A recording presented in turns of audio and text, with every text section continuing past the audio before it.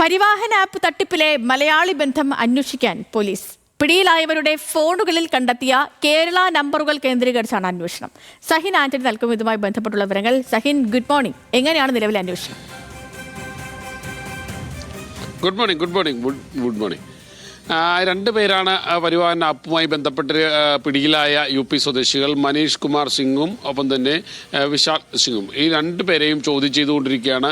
ഈ രണ്ട് പേരിൽ നിന്നും ചില മലയാളി സാന്നിധ്യമുള്ള നമ്പറുകൾ പോലീസ് കണ്ടെത്തിയിട്ടുണ്ട്. ഇവരുടെ ഫോണുകളിലേക്ക് വന്ന ഇൻകമ്മിംഗ് കോളുകളും ഒപ്പം തന്നെ ഇവർ വിളിച്ചിട്ടുള്ള ഔട്ട് ഗോയിങ് കോളുകളുമാണ് ഈ മലയാളി ഫോൺ നമ്പറുകൾ.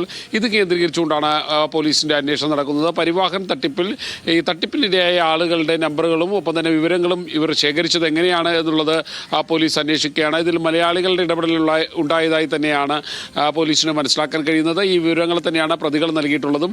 അതുകൊണ്ട് തന്നെ ആ രീതിയിലേക്കാണ് പോലീസിന്റെ അന്വേഷണം മുന്നോട്ട് പോയിക്കൊണ്ടിരിക്കുന്നത്. മാത്രമല്ല 16 വയസ്സുകാരനെ നാളെ വിളിച്ചു വരുത്തിയിട്ടുണ്ട്. അയാളെ ചോദ്യം ചെയ്യുമ്പോൾ കൂടുതലായി വിവരങ്ങൾ ലഭിക്കുമെന്ന പ്രതീക്ഷയിലാണ് അന്വേഷണ സംഘം. ശരി സഹിൻ, ഓക്കെ.